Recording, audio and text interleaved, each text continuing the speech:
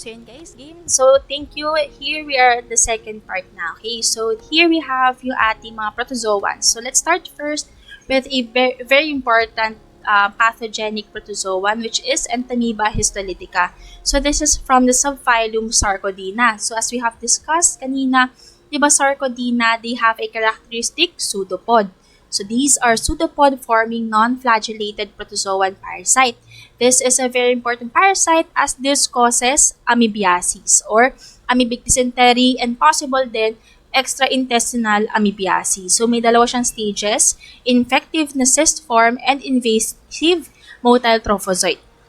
Start tayo with the cyst. Okay, so na makikita nating important structures din sa cyst. So we have here yung ating apat na nuclei. So usually, tinatawag to na quadrinucleated nuclei. Pero according din naman sa book ni Dr. Belisario, it can also range from around 1 to 4. Then next, we have here yung ating chromatoidal bar. Also, additional din pala dun sa nuclei niya. Makikita natin, we have here a central karyosome and even peripheral chromatin. Okay, so note natin guys, this is the infective stage, meaning ito yung nakakahawa, and also this is a diagnostic stage. It means we can also see this in the stool or in the feces of our patient. Note natin na this is resistant to harsh environment. So paano? Diba, for example, yung patient natin, naka-ingest siya accidentally ng food contaminated with the cyst. So diba dadaan yun sa esophagus, dadaan yun sa ating stomach. So, di ba mapapaisip tayo, di ba very acidic naman yung gastric pH? Kasi mandaming mga acid-acid doon. Pero still, it is very resistant. Kaya niyang i-withstand yun. Okay, and also, meron ding galawan yung ating mga parasites. So, di ba marunong sila mag-adjust. In areas na very harsh, like example, pag naging less watery na, pwede silang bumalik from trophozoite back to a cyst. Okay, so mas madidiscuss natin siya later. Okay, so we have here, ito yung ating Entamoeba histolytica cyst with, ngayon, this time, hindi siya yung typical natin na apat yung nuclei. So, pero meron pa rin siya ng characteristic na even peripheral chromatin and a central karyosome. Here, we can see the rod shape or the sausage shape na chromatoidal bar. Next naman, we have the trophozoite. So, trophozoite, ito na yung ating invasive na stage. So, actually, ito yung nagkakos ng damage, no? So, ito yung naglalabas siya ng mga enzymes that can degrade the mucosa and possibly perforate yung ating mga intestines. So, nakakatakot siya. Okay, so pero ito yung kanyang appearance. So, ano yung mga important na maalala natin sa kanya? So, ito meron siyang fine granular cytoplasm, pero possible makakita rin tayo ng ingested RBCs doon. And by this time, isa na lang yung nucleus niya. So, yung nucleus niya, meron pa rin even peripheral chromatin and central karyosome. Take note natin, pwede rin ito makita sa feces. So, pwede siyang diagnostic stage as well. So, ito yung, di ba nga, coming from the subphylum Sarcodina na merong pseudopods, makakita tayo dito sa posterior end ng isang pseudopod. So, this gives the trophozoite the ability to have a rapid unidirectional movement. And yung kanyang characteristic, it looks like a finger. So, this is finger-like pseudopod. So, mabilis siyang gumalaw. So yun, pwede kayong makakita actually nun sa YouTube ng mga videos ng trophozoites na meron siyang ini-ingest na something, ayun. So, yun. Nakakatuwa nga rin actually sa pag-aaral ng parasitology, very accessible na rin yung information, very accessible din yung mga pictures ng specimens, so it would be a lot easier for us to understand it. So yun. So yun guys, suggestion ko sa inyo, supplement talaga with pictures from the internet when studying parasitology. Very vital kasi. So, di ba para siyang histo? Pag mag-aaral ng histo, hindi lang yung pwede mo lang siya babasahin. Kailangan intindihin mo siya while maalala mo yung itsura ng structures.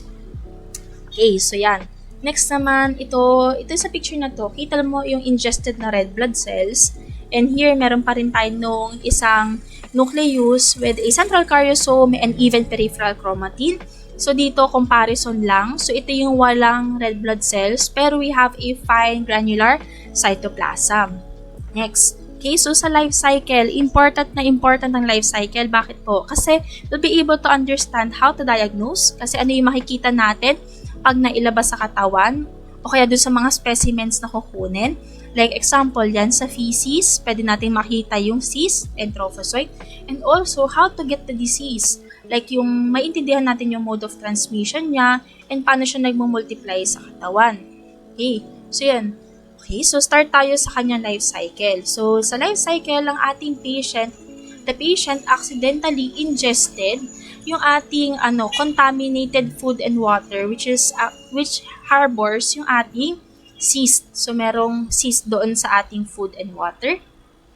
So, mangyayari, magta-travel siya sa ating gastrointestinal tract as it reaches the ileocecal junction. So, sa ileocecal junction, dun siya lalabas dun sa ating cyst. So, it would undergo excistation into a trophozoite.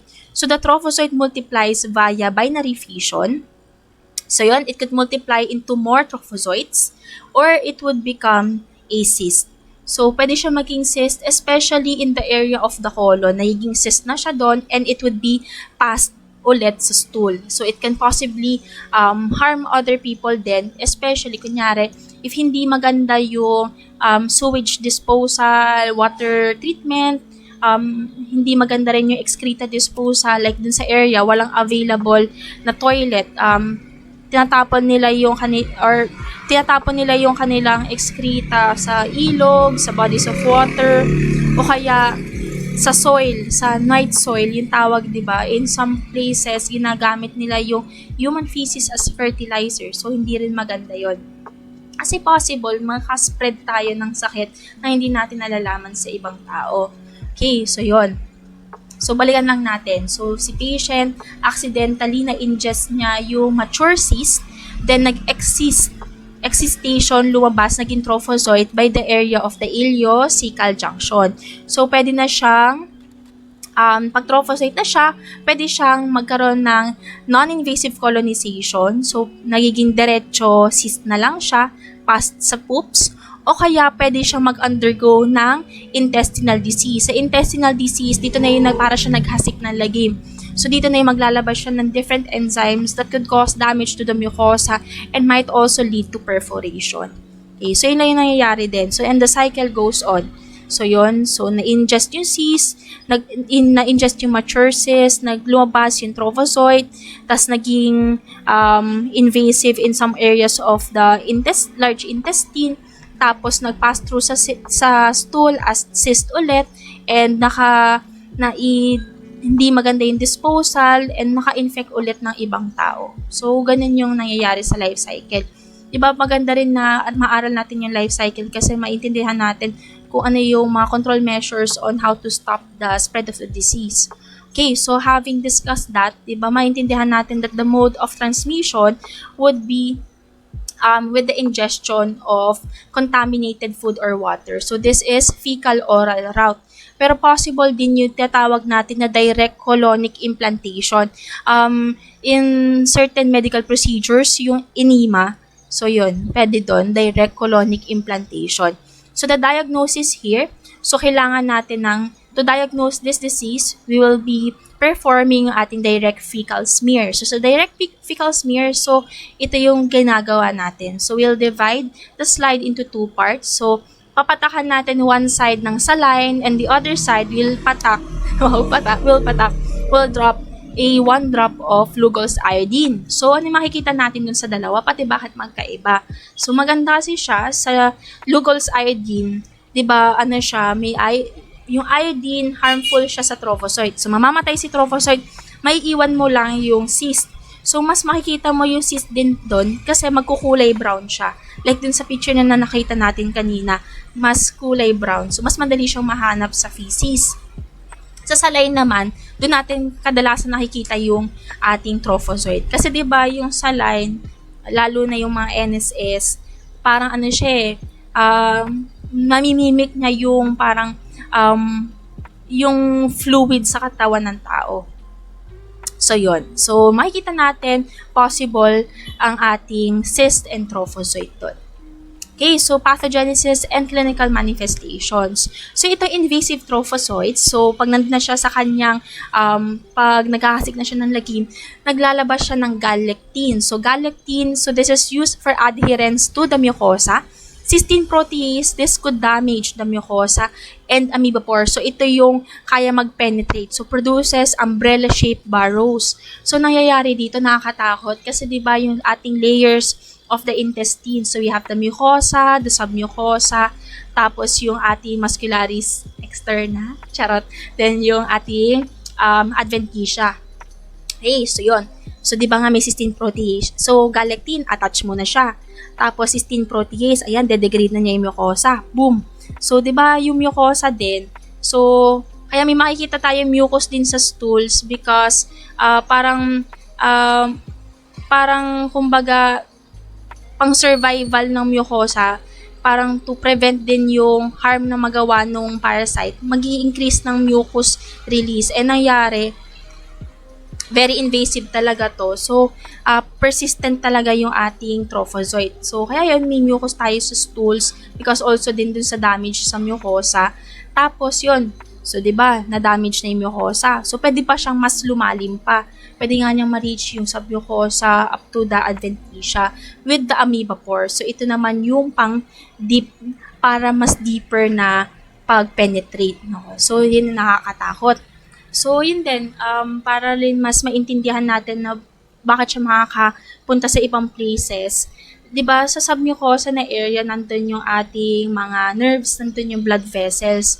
So, possible by the time na ma-reach na niya yung submucosa, pwede niyang gamitin yung blood vessels as way to go to other parts of the body through the bloodstream. So, clinical manifestations, diarrhea with or without blood. So, abdominal pain, of course, and mucus in stools. Okay, so yun yung parang sa lab, lagi rin nating ino-note yun. Pag may makita tayong, yung usual na results makikita natin, kunyari kung may intestinal parasite scene, tsaka yung kung may blood or may mucus. Usually pag mga parasitic diseases, pag may mga bacterial diseases, merong mucus yon. So, may mucus, tapos check mo lagi rin for WBCs, for the presence of pus, for the presence of blood. So, yun, for correlations. So, in the coming days, ma-discuss din natin siya. Pero ito yung important maalala, ano yung pwede mong makita sa ating patient na merong amoebic dysentery. So, we have diarrhea with, pawis na. Diarrhea with or without blood, abdominal pain, and mucus in stools. Okay. So, yun. There's a possibility for extraintestinal amoebiasis. So, yun, na-discuss natin kanina. So, the most common is amoebic liver abscess. So, ito yung meron siyang characteristic na exudate. So, meron siya nung mukha siyang anchovy sauce o yung parang bagoong. Brown yung itsura nung kanyang exudate. So, this is the most common, no? Kasi, given sa anatomy din, di ba, within proximity naman din siya with the intestine. So, cardinal sign niya is, syempre, nasa right side ang ating, ang liver. So, right upper quadrant pain, fever, liver is tender and enlarged. So, yun, kwento ko lang din.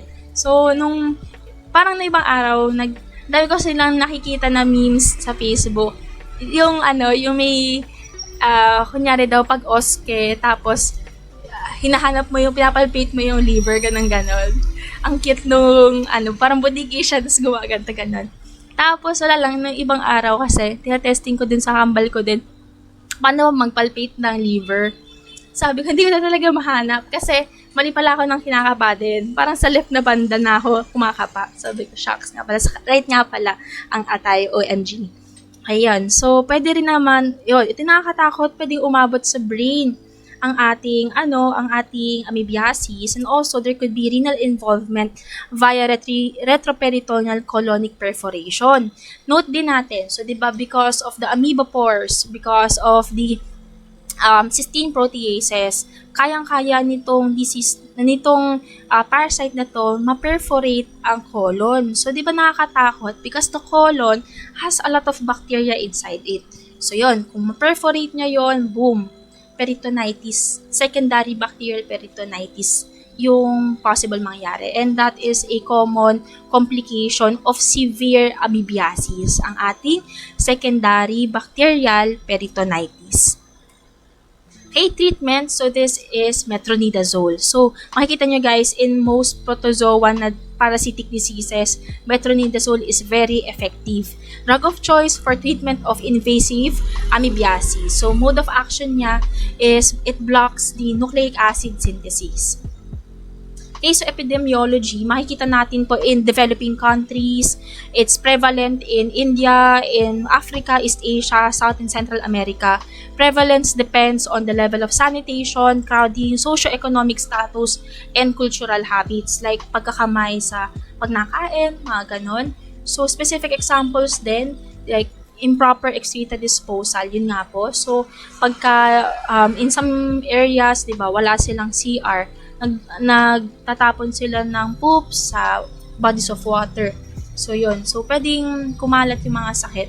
Then, night soil in farming as well. Ginagamit ang human excreta as fertilizer. Okay, so, ayun. So, for control, kailangan natin talaga ng proper na excreta disposal, treatment of water. So, and yun, kailangan unti-unting masimulan din. Share ko lang din ulit, nung undergrad, nung nagpunta kami sa isang place malapit sa Baseco, dun kasi nagtatanong kami dun per household kung meron ba silang toilet. So, in some parts, walang toilet, o kaya yung toilet nila, walang flush, yung pit latrines, mga ganon.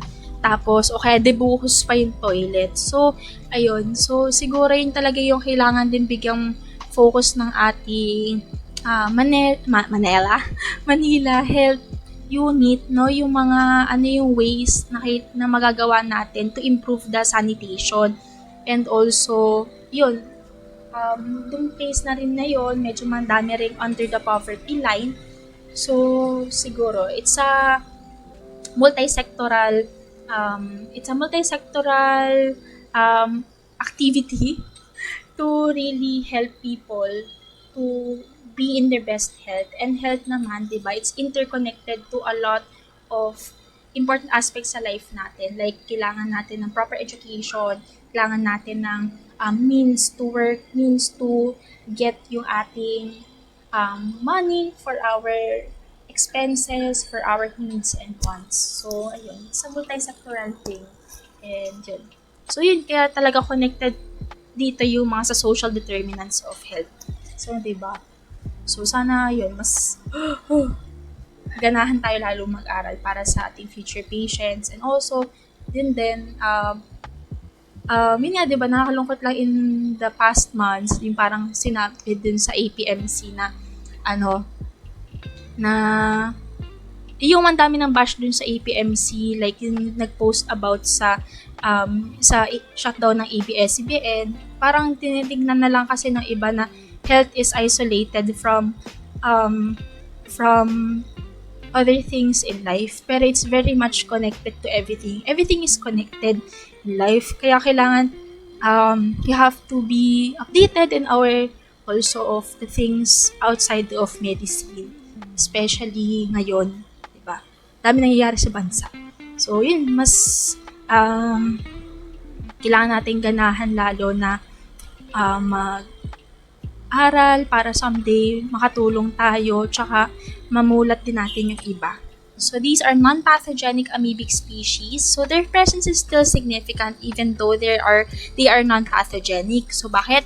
So, this denotes fecal contamination of food and water. Important to especially in water refilling businesses. So, makikita mo pag magpapa-refill kayo ng tubig.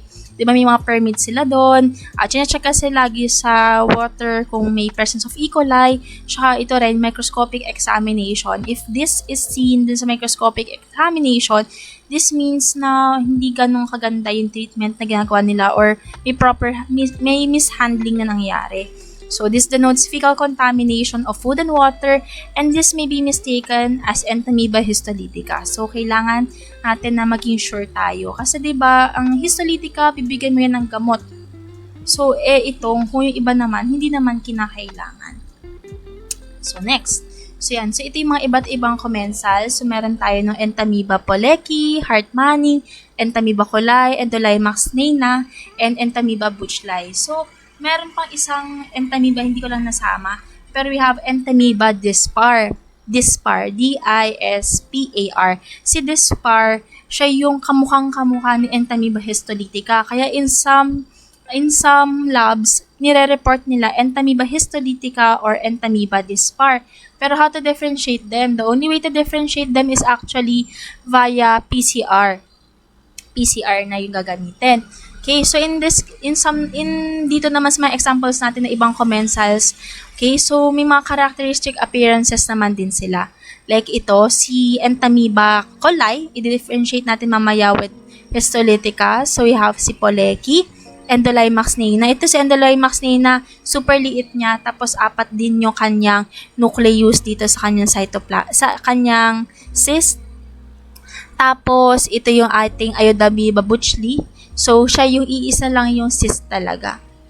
Iisa lang yung nucleus sa cyst. Si Iodamoeba buchli. Tapos yan, ito yung mga trophozoite nila. So, yun. So, in the coming days, ayun, mas ma-discuss natin sila. Tapos, ito rin parang parang usually keywords na kailangan maalala. Si Entamoeba hartmanni, parang kamukhain siya ni Entamoeba histolytica rin.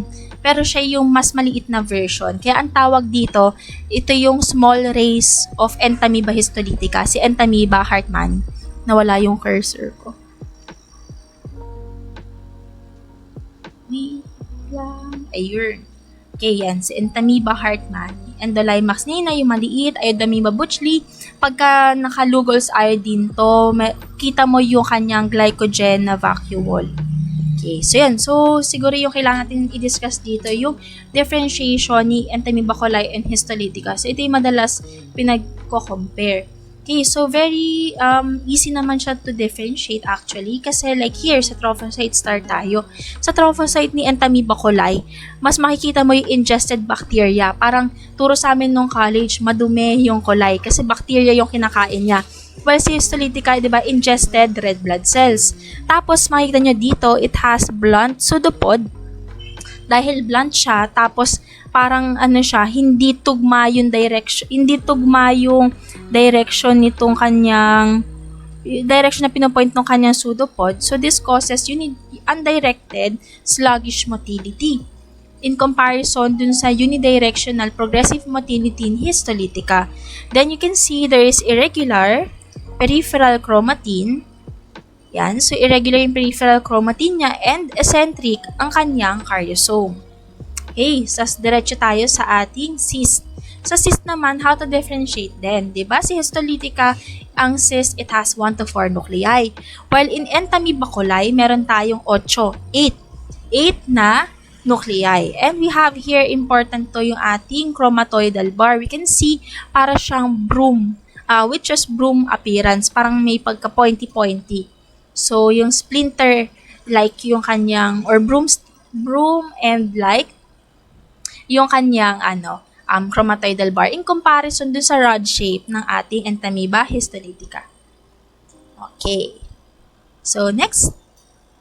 So, we have, under the, mastigophora ito, ang ating flagellates. We have Giardia duodenalis. So, ito mga interesting fact about this.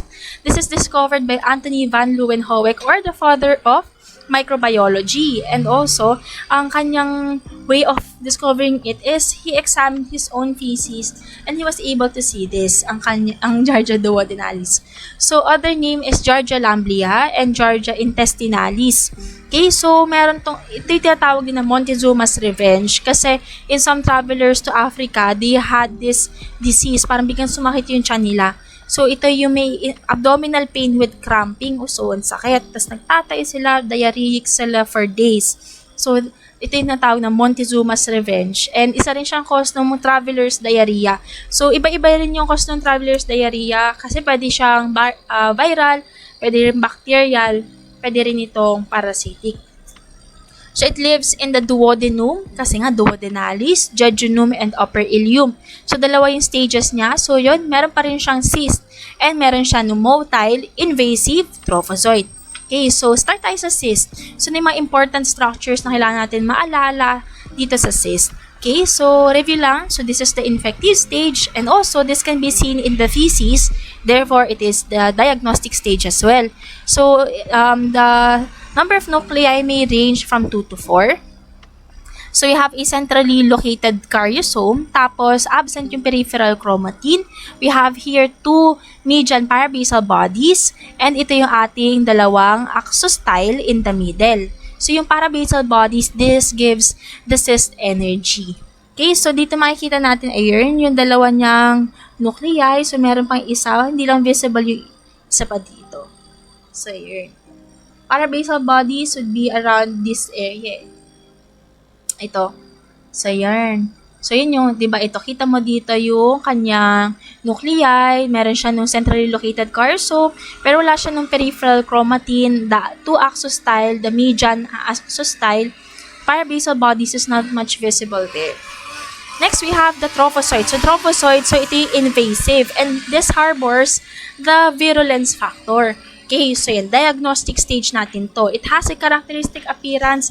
Ito yung mukhang old man with glasses. So, mas kita siya dun sa next na mga pictures. So, makikita natin na pyriform siya in shape. So, it has flagella na 4 pairs. So, meron tayong anterior, isang pair na anterior flagella, 2 pairs of flagella in the median part, and isang pair at the posterior end. Meron siyang parabasal bodies pa rin and axonine. So, itong bandang to. Ito has 2 ovoid nuclei, and this part, itong iikutan ko ng pointer, ito ay ng kanyang ventral sucking disc. Yung ventral sucking disc niya. So, ito yung virulence factor niya. Ventral sucking disc, kasi ito yung mag-a-attach dun sa vilus ng ating intestine. So, aray. Then, pwede nyo makita rin guys sa YouTube. Motility nito is falling leaf motility ng Giardia duodenalis. Parang gumagano, ganun siya. Nasakto, parang yung shape niya, parang leaf din. So, ganyan.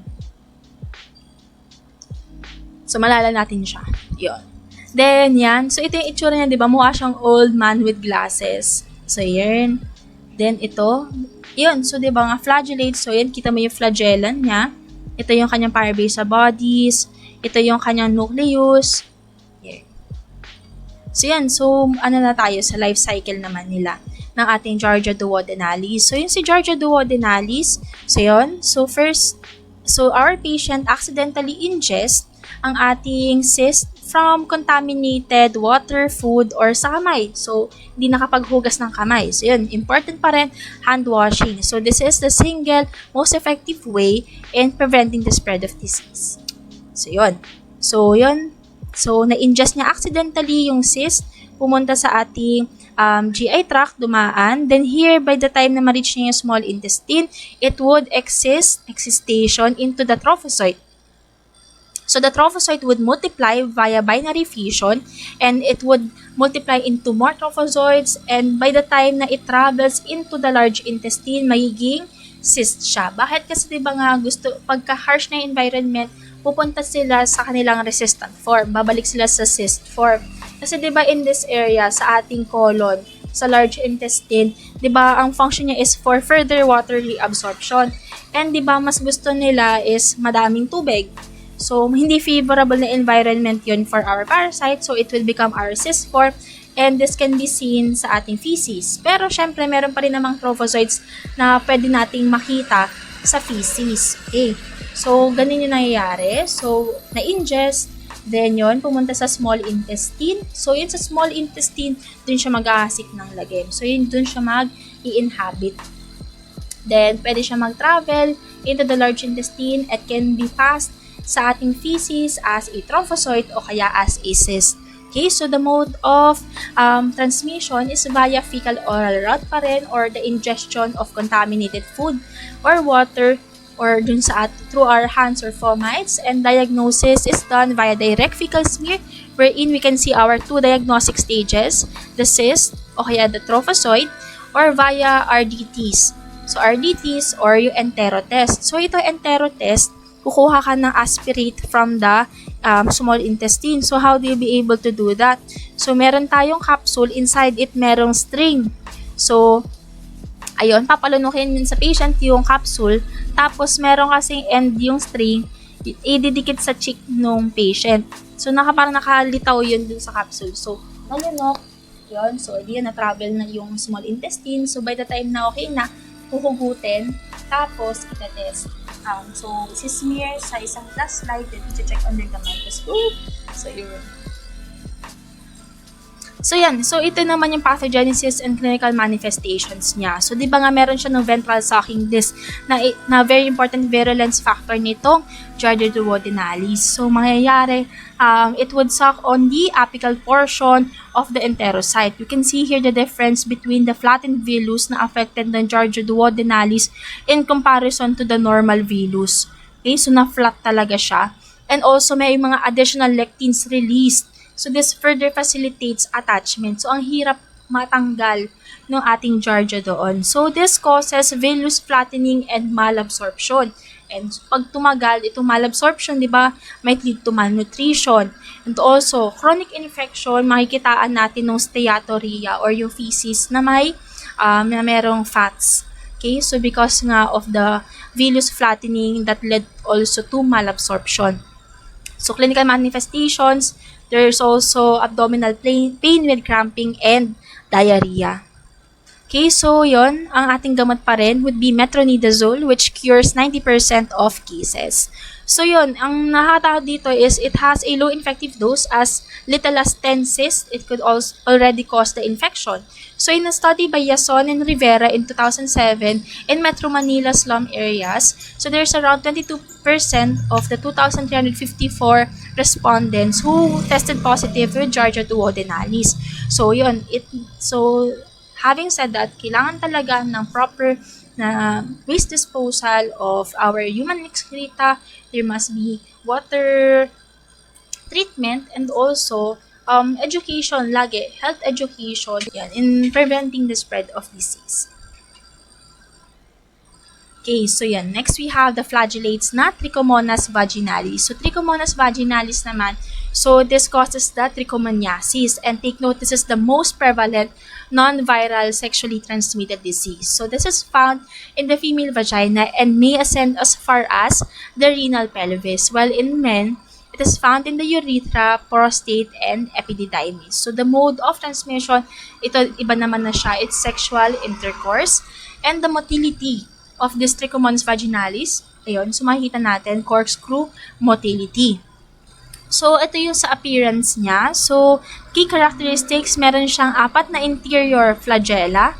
It has a posterior flagella, meron siyang costa, and undulating membrane which spans half of the body length. Meron din siyang posterior na axostyle, tapos meron tayo ditong nucleus. Okay, so life cycle niya, so di ba nga mode of transmission is via sexual intercourse.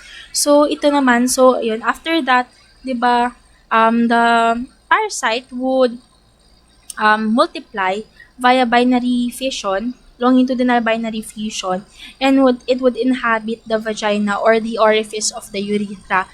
So dun siya magkakos ng damage, and it may reach up to the cervix, o it may reach up to the renal pelvis din. No, so yun. Diagnosis is via saline preparation. So ito yung very cost-effective way of detection din ng ating Trichomonas vaginalis or pap smear, Papa Nicolau smear. Then pwede rin yung sa purulent discharge, makikita rin natin doon. Urinalysis and PCR, especially in cases sa males, PCR yung mas maganda. Urinalysis, pwede siyang makita as yung corkscrew motility, very motile pa. Tapos, kinakount lang natin siya sa urinalysis if it's motile. No? So, ano yung pathogenesis ng ating Trichomonas vaginalis? And also yung clinical manifestations. So, yung ating trophozoite, so trophozoite siya, take note din natin guys, ang ating Trichomonas vaginalis, wala siyang cyst form, trophozoite lang siya. So yung trophozoite, so this causes degeneration and desquamation of the vaginal epithelium followed by leukocytic inflammation. So if there's leukocytic inflammation, so yun yung mga neutrophils natin, pupunta doon. So this causes the purulent discharge, parang nana. Okay, so this discharge causes painful na urination. May burning sensation when urinating and irritation of the mucosa. So, meron tayong vulvitis and dysuria or hirap na pag-ihi. So, also, pag na-reach niya yung cervix, naapektuhan niya yung cervix, the trophozoite could also cause this punctuate hemorrhages of the cervix. So, di ba ito yung normal na cervix? And this is yung ating strawberry cervix na characteristic ng infections with Trichomonas vaginalis. So, you can see the punctuate na hemorrhages of cervix. So, in men, the infection is frequently asymptomatic. So, occasional lang naman. So, it may cause urethritis, epididymitis, and prostatitis may occur. So, pero sa lalaki, asymptomatic. Okay, ayan. So, ito naman, under the microscope, ang specimen mo dito is urine. So, ito yung itsura niya pag sa urinalysis. So, yung flagella, ayan. Tapos, yung motility talaga yung magiging palatandaan mo rin doon. Okay, so yun. Ang ating gamot dito is metronidazole and tinidazole and works effectively even with pregnant patients. Okay. So yun, ito yung important dito is, kunyari, if a patient is positive with Trichomonas vaginalis, dapat yung partner niya rin ginagamot din. Sabay silang gagamutin kasi this is to prevent yung ping-pong nung pagkakaroon ng sakit. Like, si partner, siya lang yung ginamot, yung partner hindi. Meron din pala siyang trichomoniasis, asymptomatic lang. So, nahawaan ulit. So, this is to prevent reinfection. So, in a study by Queza and Rivera in 2013, 6.8% of the respondents tested positive for trichomoniasis. So, this is from the 969 sex workers who were included in the study. So, ang dami rin nun. So, ano yung mga ways to prevent trichomoniasis? So, yun talaga rin. So, protection like usage of condoms, also limit partners. So, as much as possible, di ba, frequent testing and also proper sex education. Like, paano ba nakukuha yung mga sakit, and the ways to prevent it as well.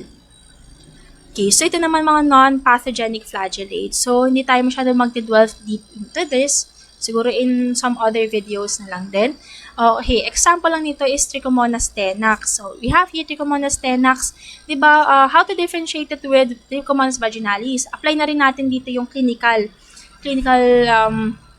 diagnosis. Like, kasi diba, ang specimen mo pagka sa Trichomonas vaginalis ay yung mga galing sa reproductive tract, like vaginal discharge, pwedeng sa urethral discharge, o kaya pag naapektuhan naman yung sa urinary tract, no? So, dito naman, itong tenax, hindi naman natin makukuha in those areas kasi this could be isolated sa gums. Okay, so yun. So, wala some inputs lang din doon. Mode of transmission nito is sharing of utensils. Basta may contact sa bibig, like yan, kissing, sharing of utensils, ayan. So, ayan. So, how to differentiate naman din? So, ito naman, meron siyang flagella, tapos na anterior pa rin, tapos meron lang siyang difference with the Trichomonas vaginalis, yung kanyang undulating membrane, now naman 2/3 na siya of the body length. Diba yun? Now, you can differentiate it with Trichomonas vaginalis na yung undulating membrane hanggang kalahati lang ng kanyang length. So, yun. So, in the coming days, let's discuss this as well. And ito namang mga ito, si Enteromonas hominis, Retortomonas intestinalis, and si Pentatrichomonas hominis. So, ito naman yung mga non-pathogenic flagellates that are seen in the intestine. Okay, so mga non-invasive naman na colonization doon, pero significant pa rin sila kasi they can be passed sa ating stool. So, if makita natin to sa ating mga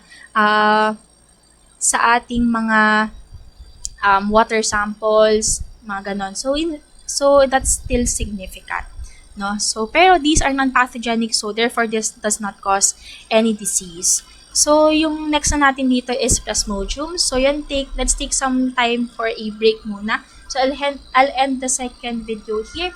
So, yan, stay tuned for the next video, guys.